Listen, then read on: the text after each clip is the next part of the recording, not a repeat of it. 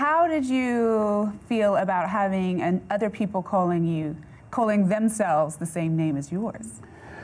That's like a double-edged sword, right? You kind of feel flattered, you know, that somebody thought enough of you to name themselves after you. And then I was in prison when I first heard, so it was kind of disrespectful because I said, well, you know what, he could have reached out and asked me, was it okay to do that? And by that not happening, I'm good with it though. You holler at it?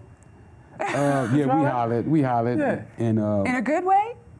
Yeah, it was just a friendly conversation. Okay. You know, I was like, hey, you need to come to the prison, you know, so we could really talk, because I was on the telephones, you know, and the phones are recorded. So I didn't want everybody to know what we was talking about, especially not the prison officials. Right. And we had made arrangements. He was supposed to come down to the prison and visit me so that we could talk business. Did he come? He never came. He changed his number. Oh, he was scared. Right? Yeah, he was Sounds like he was scared. I don't know what happened, but you know, it didn't go the way I thought it should have went. Yeah. Okay. That's very disrespectful. But I'm good with it though now. Yeah. You know, that was 20 years ago?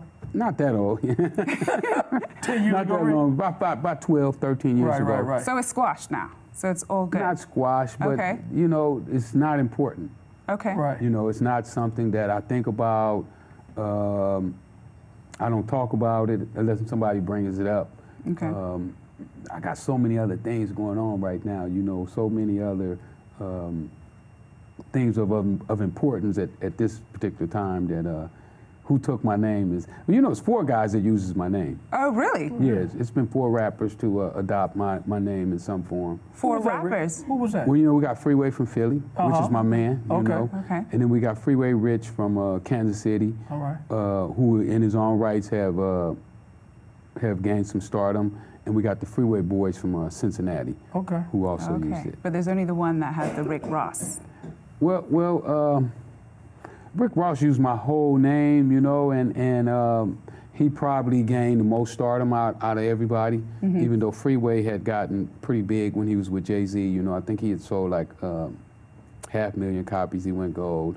But you know, with him, it's a different element to it. You know, he wrote me and was like, hey man, I love you, you know, that's why I chose your name. Yeah. And then the other guy, he goes around and tell people he never heard of me. Right. You know, Wow. that he was playing football and somebody tackled him. I know he was an offensive guard. Right. Something happened on the football field and somebody accidentally was trying to call him Big Boss and called him Rick Ross. So when you hear those type of stories, it just kind of make you feel like, you know, what's with this guy? You know, why can't this guy just come out and say, be honest. you know, what I am and what I do? And then the way he raps too, you know, he raps about selling drugs. Right. And he never sold drugs. You know, he was a correctional officer, had a credit card in high school. Wow, it's ironic. You know, comes from one of those great backgrounds, went to college and played like he couldn't read and write. You know, Wow. I'm like, why do you make mockery of stuff that normal people go through? You know, Right. it's almost like making mockery That is of like it. a making a mockery. It is like making a mockery. That's just like me calling myself John Gotti. Wouldn't that be crazy? It would be a little crazy. But let's get down to the nitty gritty. Okay. I want to get down to the nitty gritty so we can go to the positive. Yeah. I want to know, how did you get into the dope game? Oh man, I was sitting on my porch one day and I just found out that tennis wasn't going to be my way out of the ghetto. You know, I had been putting all my eggs in the tennis basket, you know, saying, you know, one day I'm going to go to college and play tennis, and after that I'm going to go on and be a pro. Can I ask you a little bit about that? You were raised in South Central? Yes. And so you played tennis, and to me, I wouldn't normally. How did you get into playing tennis?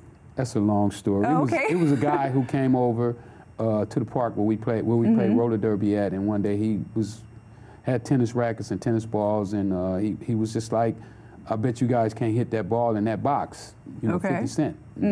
You know, at that time, you know, we didn't have a nickel, so everybody was trying to hit the ball in the box, and we just fell in love with it. Wow. So tennis didn't get you in the dope game, Right. did it?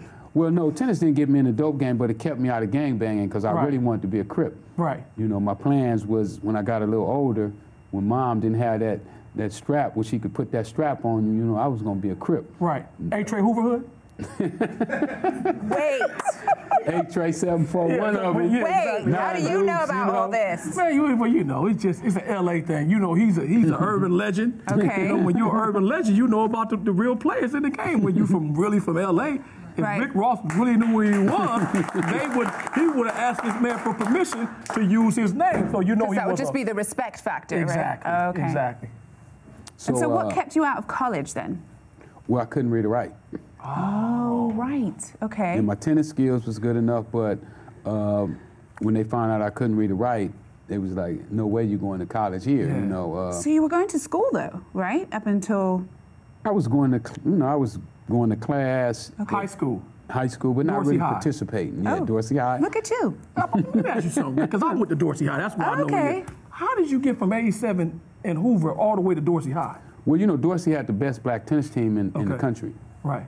And I felt that I should be with the best team in the country, you know, because I needed to practice. You know, I needed role models, you know, guys. I don't know, you know, when I look back at my life, I've always been a critical thinker.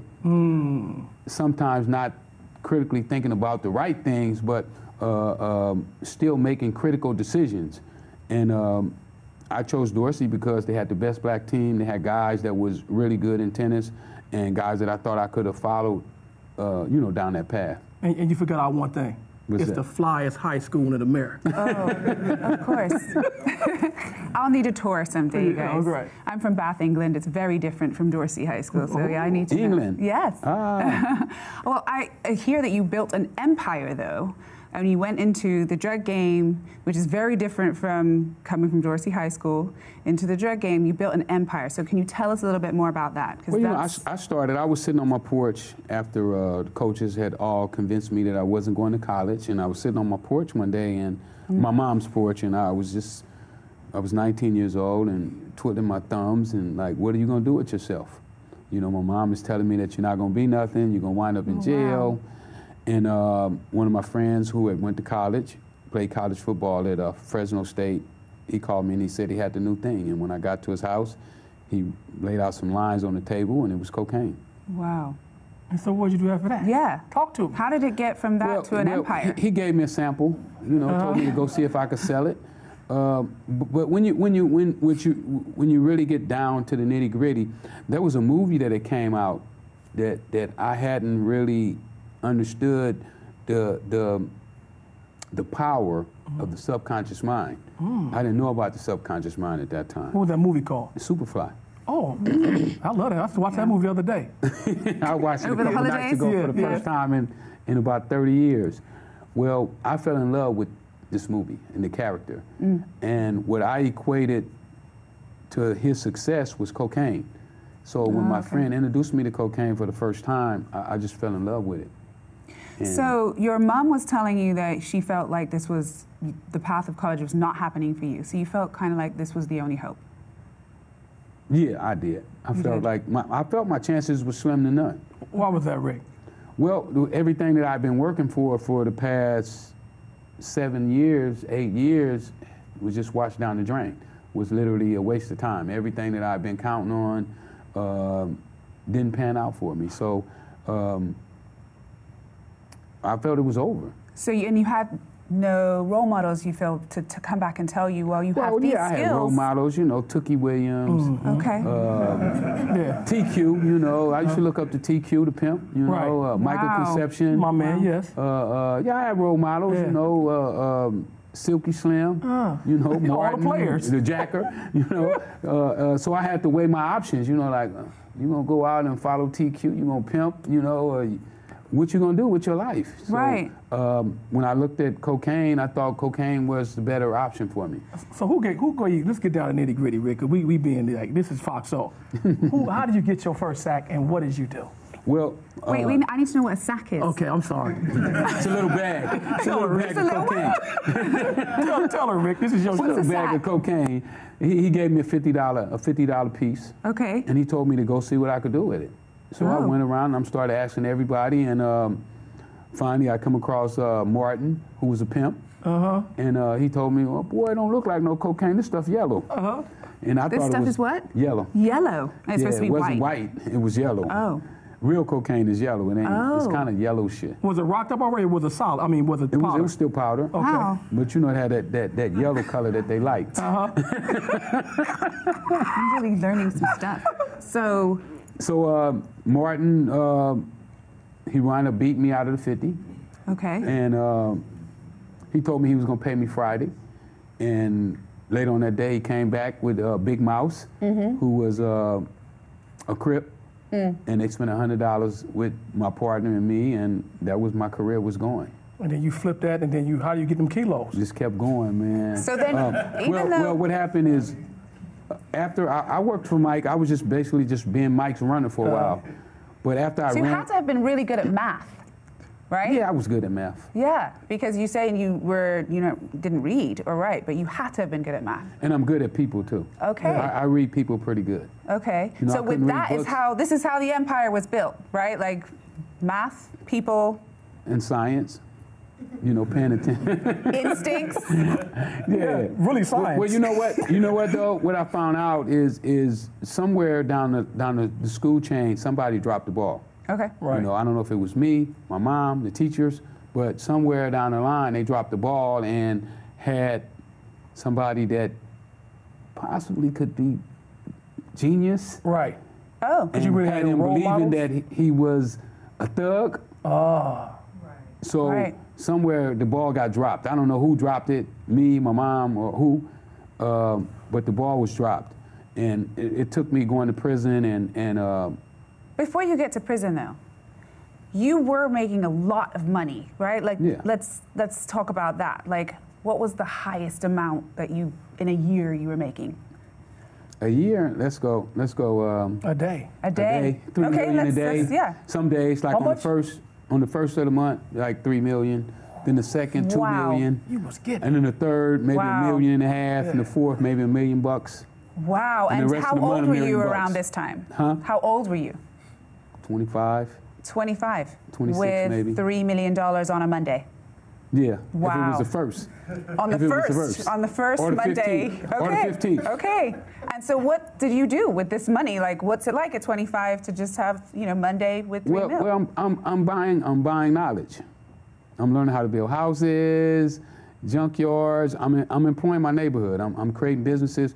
Basically, what I Okay. did with my money is I took my money and I did for the neighborhood what I wish somebody else would have had done for me, and that was creating jobs. You know what? This man is very smart because I remember. Let me say it because if you from LA, you know a lot of things he did. He went on Adams and Crenshaw and bought that theater to turn into the West Coast Apollo. Tell them about that, Ricky. What you did about that? Yeah, I was trying to that's my first. That happened after I'd already bought it before I went to prison, but I started putting it together after I got out of prison my first time. And what I was trying to do is I wanted to create a gap, because what I found out is that the people with the knowledge had abandoned South Central Los Angeles. They didn't go over there. They were afraid to come to LA. Okay. So there was no way that you were going to get the kind of information that it took to be a doctor or a lawyer. Like, I didn't meet a lawyer until I was rich. I had the money to pay him. So I you didn't wanted meet to bridge the gap, yes? Right. I was trying to, with this theater, my goal was going to be to bridge the gap where rich people would come over because they wasn't necessarily afraid of me. Okay. So I could say, okay, come over here, I'm going to protect you. Okay. You got to pass when you with me.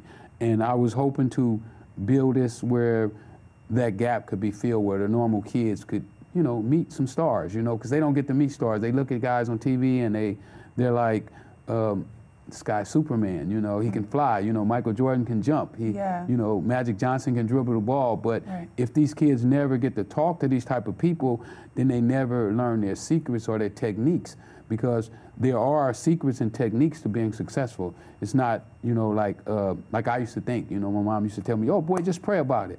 And I would go in the room and I would pray and pray and pray and pray, and then it never happened. Right. And then I'd be like, I don't know why I keep praying. And you know what's crazy is that Freeway Rick is from LA.